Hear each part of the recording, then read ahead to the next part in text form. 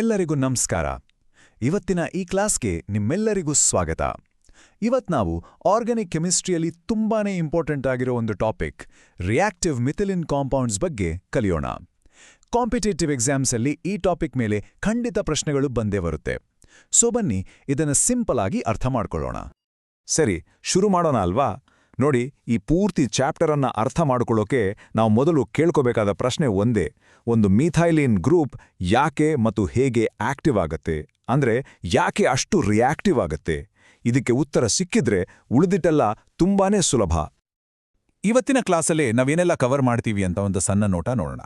First, active ಮಿಥೈಲಿನ್ group ಅಂದ್ರೆ ಏನು ಅಂತ ಬೇಸಿಕ್ಸಿಂದ ಶುರು ಮಾಡೋಣ. ಆಮೇಲೆ ಅದರ ಎರಡು ಸೂಪರ್ಸ್ಟಾರ್ ಉದಾಹರಣೆಗಳು, ಈಥೈಲ್ ಅಸಿಟೋಅಸಿಟೇಟ್ ಅಂದ್ರೆ ಇಎಎ ಮತ್ತೆ ಡೈಈಥೈಲ್ ಮ್ಯಾಲೋನೇಟ್ ಅಂದ್ರೆ ಡಿಇಎಂ ಬಗ್ಗೆ ತಿಳ್ಕೊಳ್ಳೋಣ.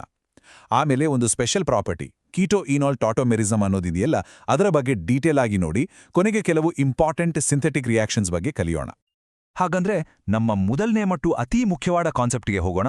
ಆ ಮೂಲ ಪ್ರಶ್ನೆಗೆ ಉತ್ತರ ಇಲ್ಲೇ ಇದೆ. ಇದನ್ನ ನೀವು ಸರಿಯಾಗಿ ಅರ್ಥ ಮಾಡ್ಕೊಂಡ್ರೆ ಚಾಪ್ಟರ್ ಅರ್ಧ ಮುಗ್ದಾಗೇನೆ. Active methylene compound. When a methylene group, CH2 group, is directly attached to two electron-attracting groups, the compound is called an active methylene compound. ಇದರ ಅರ್ಥ ಏನ್ ಗೊತ್ತಾ? ரொம்ப ಸಿಂಪಲ್. ಒಂದು ಮೀಥಿಲಿನ್ ಗ್ರೂಪ್ ಅಂದ್ರೆ CH2 ಗ್ರೂಪ್ ಇದೆಯಲ್ಲ, ಅದರ ಎರಡು ಬದಿಯಲ್ಲಿ ಎಲೆಕ್ಟ್ರಾನ್ಗಳನ್ನ ತಮ್ಮ ಕಡೆಗೆ ಜೋರಾಗಿ ಎಳೆಯುವ ಅಂದ್ರೆ ಎಲೆಕ್ಟ್ರಾನ್ ಅಟ್ರಾಕ್ಟಿಂಗ್ ಗ್ರೂಪ್ಸ್ ಇದ್ರೆ ಅಂತಹ ಕಾಂಪೌಂಡ್ ಅನ್ನ ನಾವು ಆಕ್ಟಿವ್ ಮೀಥಿಲಿನ್ ಕಾಂಪೌಂಡ್ ಅಂತ ಕರಿತೀವಿ. ಸರಿ, ಆ ಎಲೆಕ್ಟ್ರಾನ್ ಎಳೆಯೋ ಗ್ರೂಪ್ಸ್ ಇರೋದ್ರಿಂದ ಏನಾಗುತ್ತೆ ಇಲ್ಲಿ ನೋಡಿ.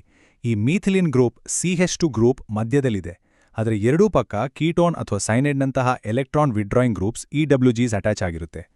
ಇವು ಎಲೆಕ್ಟ್ರಾನ್ಗಳನ್ನ ತಮ್ಮ ಕಡೆಗೆ ಎಳೆದಾಗ ಮಧ್ಯದಲ್ಲಿರೋ CH2 ಗ್ರೂಪ್ ಮೇಲಿರೋ ಹೈಡ್ರೋಜನ್ಗಳು ரொம்ப ಆಸಿಡಿಕ್ ಆಗಿಬಿಡುತ್ತೆ. ಅಂದ್ರೆ ಆ ಹೈಡ್ರೋಜನ್ಗಳು H+ ಅಯಾನ್ ಆಗಿ ಸುಲಭವಾಗಿ ಹೊರಗೆ ಹೋಗೋಕ್ಕೆ ರೆಡಿ ಇರುತ್ತೆ. ಇದೇ ಕಾರಣಕ್ಕೆ ಈ ಕಾಂಪೌಂಡ್ಸ್ಗಳು ಅಷ್ಟು ರಿಯಾಕ್ಟಿವ್.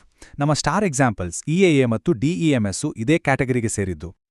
ಓಕೆ, ಈಗ ನಮ್ಮ ಮೊದಲನೇ ಹೀರೋ ಕಾಂಪೌಂಡ್ ಈಥೈಲ್ ಎಸಿಟೋ ಆಸಿಟೇಟ್ ಅಂದ್ರೆ EAA ಬಗ್ಗೆ ಡೀಟೇಲ್ ಆಗಿ ಸ್ಟಡಿ ಮಾಡೋಣ. EAA ಅನ್ನ ಹೇಗೆ ತಯಾರಿಸ್ತಾರೆ? ಒಂದು ಫೇಮಸ್ ಮೆಥಡ್ ಅಂದ್ರೆ ಕ್ಲೈಸನ್ ಕಂಡೆನ್ಸೇಷನ್. ಈ ರಿಯಾಕ್ಷನ್ನಲ್ಲಿ ಏನಾಗುತ್ತೆ ಅಂದ್ರೆ ಎರಡು ಈಥೈಲ್ ಅಸಿಟೇಟ್ ಮಾಲಿಕ್ಯೂಲ್ಸ್ಗಳನ್ನು ತಗೊಂಡು ಸೋಡಿಯಂ ಈಥಾಕ್ಸೈಡ್ ಅನ್ನೋ ಬೇಸ್ ಜೊತೆ ಟ್ರೀಟ್ ಮಾಡಿದಾಗ ಅವೆರಡೂ ಸೇರ್ಕೊಂಡು ನಮಗೆ ಈಥೈಲ್ ಅಸಿಟೋಅಸಿಟೇಟ್ EAA ಕೊಡುತ್ತೆ. ಇದು ಆರ್ಗ್ಯಾನಿಕ್ ಕೆಮಿಸ್ಟ್ರಿಯಲ್ಲಿ ಒಂದು ತುಂಬಾನೇ ಇಂಪಾರ್ಟೆಂಟ್ ನೇಮ್ ರಿಯಾಕ್ಷನ್, ನೆನ್ಪಿಟ್ಕೊಳ್ಳಿ. ಇನ್ನೊಂದು ಮೆಥಡ್ ಕೂಡ ಇದೆ, ಅಸಿಟೋನಿಂದ.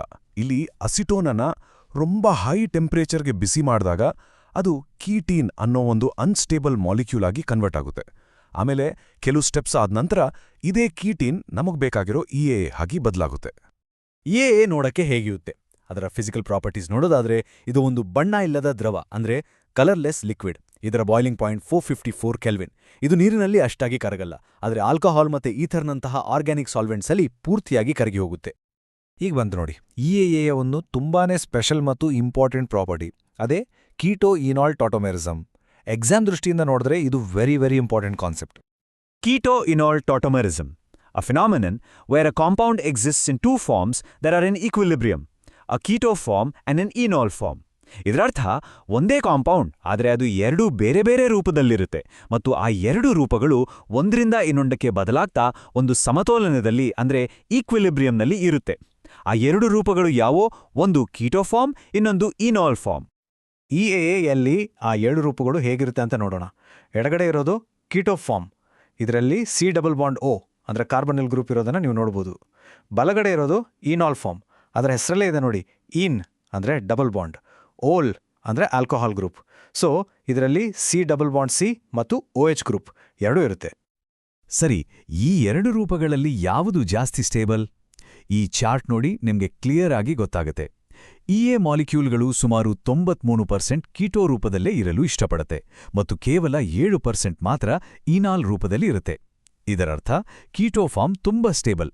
ಈ ನಂಬರ್ಸನ್ನ ದಯವಿಟ್ಟು ನೆನ್ಪಿಟ್ಕೊಳ್ಳಿ, 93% ಮತ್ತು 7%. Enolization. The conversion of the keto form into the enolic form is called enolization. Simple ಆಗಿ ಹೇಳೋದಾದ್ರೆ ಕೀಟೋ ಫಾರ್ಮ್ ಈನಾಲ್ ಫಾರ್ಮ್ ಆಗಿ ಬದಲಾಗೋ ಪ್ರೊಸೆಸ್ ಇದೆಯಲ್ಲ, ಅದಕ್ಕೆ ನಾವು ಇನೋಲೈಸೇಷನ್ ಅಂತ ಕರಿತೀವಿ. ಇದು ರಿವರ್ಸಿಬಲ್ ಪ್ರೊಸೆಸ್ ಅನ್ನೋದು ನೆನಪಿರಲಿ. ಓಕೆ, ಈಗ ನಾವು ನಮ್ಮ ಎರಡನೇ ಇಂಪಾರ್ಟೆಂಟ್ ಆಕ್ಟಿವ್ ಮಿಥೈಲಿನ್ ಕಾಂಪೌಂಡ್ ಡೈಈಥೈಲ್ ಮ್ಯಾಲೋನೇಟ್ ಅಥವಾ ಇದನ್ನ ಮ್ಯಾಲೋನಿಕ್ ಈಸ್ಟರ್ ಅಂತಾನೂ ಕರೀತಾರೆ. ಇದರ ಬಗ್ಗೆ ತಿಳ್ಕೊಳ್ಳೋಣ. ಡೆಮ್ ಅನ್ನ ಹೇಗೆ ತಯಾರಿಸ್ತಾರೆ? ಇದನ್ನ ಸಾಮಾನ್ಯವಾಗಿ ಮ್ಯಾಲೋನಿಕ್ ಆಸಿಡ್ನಿಂದ ಫಿಶರ್ ಎಸ್ಟರಿಫಿಕೇಶನ್ ಅನ್ನೋ ಪ್ರಾಸೆಸ್ ಮೂಲಕ ತಯಾರಿಸ್ತಾರೆ.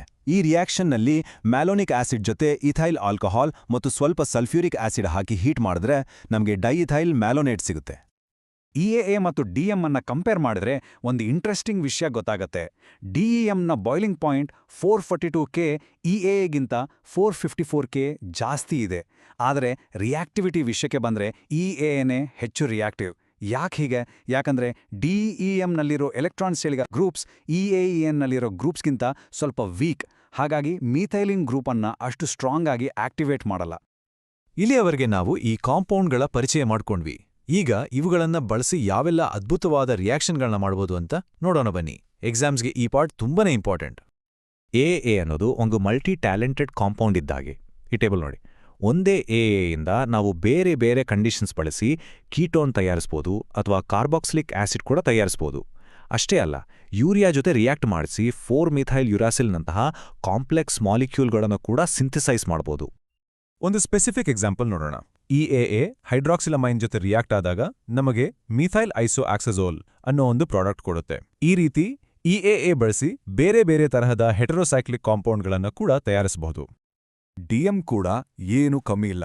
ಇದು ನೋವೆನೆಗಲ್ ರಿಯಾಕ್ಷನ್ ಅಂತಹ ಫೇಮಸ್ ನೇಮ್ ರಿಯಾಕ್ಷನ್ಗಳಲ್ಲಿ ಭಾಗವಹಿಸುತ್ತೆ. ಆದ್ರೆ ಇದರ ಅತಿ ಮುಖ್ಯವಾದ ಉಪಯೋಗ ಅಂದ್ರೆ ಯೂರಿಯಾ ಜೊತೆ ರಿಯಾಕ್ಟ್ ಆದಾಗ ಬಾರ್ಬ್ಯೂಟ್ಯೂರಿಕ್ ಆಸಿಡ್ ಸಿಗುತ್ತಲ್ಲ, ಅದು. ಈ ಬಾರ್ಬ್ಯೂಟ್ಯೂರಿಕ್ ಆಸಿಡ್ ಪಲ ತರಹದ ಔಷಧಿಗಳ ತಯಾರಿಕೆಯಲ್ಲಿ ಒಂದು ಬೇಸಿಕ್ ಕಾಂಪೌಂಡ್ ಆಗಿ ಬಳಕೆಯಾಗುತ್ತೆ. ಇದರಿಂದ ಈ ಕಾಂಪೌಂಡ್ಸ್ಗೆ ರಿಯಲ್ ವರ್ಲ್ಡಲ್ಲಿ ಎಷ್ಟು ಇಂಪಾರ್ಟೆನ್ಸ್ ಇದೆ ಅಂತ ಗೊತ್ತಾಗುತ್ತೆ. ನೋಡಿ, ಇದೇ ನೋವೆನೆಗಲ್ ರಿಯಾಕ್ಷನ್. ಇಲ್ಲಿ ಡೈಇಥೈಲ್ ಮ್ಯಾಲೋನೇಟ್ ಒಂದು ಕೀಟೋನ್ ಜೊತೆ ಬೇಸ್ ಪ್ರೆಸೆನ್ಸ್ನಲ್ಲಿ ಕಂಡೆನ್ಸ್ ಆಗಿ ನಮಗೆ ಆಲ್ಫಾ ಬೀಟಾ ಅನ್ಸ್ಯಾಚುರೇಟೆಡ್ ಆಸಿಡ್ ಅನ್ನೋ ಪ್ರಾಡಕ್ಟ್ ಕೊಡುತ್ತೆ. ಆರ್ಗ್ಯಾನಿಕ್ ಕೆಮಿಸ್ಟ್ರಿಯಲ್ಲಿ ಕಾರ್ಬನ್ ಬಾಂಡ್ ಫಾರ್ಮ್ ಮಾಡೋಕ್ಕೆ ಇದೊಂದು ಒಳ್ಳೆ ಮೆಥಡ್.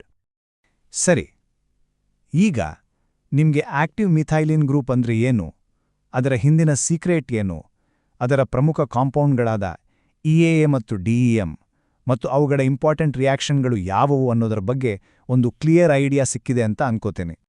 ಕೊನೆಯಲ್ಲಿ ನಿಮ್ಗೊಂದು ಚಿಕ್ಕ ಚಾಲೆಂಜ್. ಇಎಎಯಲ್ಲಿ ಕೀಟೋ ಮತ್ತು ಇನಾಲ್ ರೂಪಗಳ ಪರ್ಸೆಂಟೇಜ್ ಎಷ್ಟು?